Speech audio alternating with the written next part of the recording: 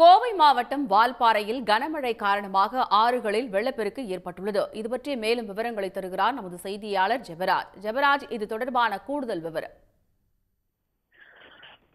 Red alert விடுக்கப்பட்டிருந்தது. இந்நிலையில் நேற்று பிற்பகல் அதிகாலை சூட்டுடன் கனமழை பெய்தது. பல்வேறு மரங்கள் சாய்ந்தன. தேயிலை தோட்டங்களில் பல்வேறு மரங்கள் கிடக்கிறது. இந்த கருமலை சோலையார் வழியிலே ராட்சத மரம் விழுந்து போக்குவரத்து சுமார் 3 மணி நேரம் பாதிக்கப்பட்டிருந்தது. தற்போது அதிகாரிகள் நேரே சென்று மரங்களை அப்புறப்படுத்தி உள்ளனர்.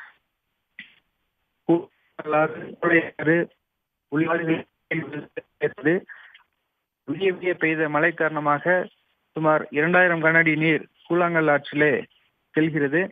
இதனால இந்த பகுதிக்கு பொதுமக்கள் மற்றும் சுற்றுலா பயணிகள் செல்ல மாவட்ட நிர்வாகம் தடை விதித்துள்ளது. விவரங்களுக்கு நன்றி ஜெபராஜ். உடனுக்குடன் செய்திகளை தெரிந்து கொள்ள சன் நியூஸ் பெல் ஐகானை கிளிக் பண்ணுங்க.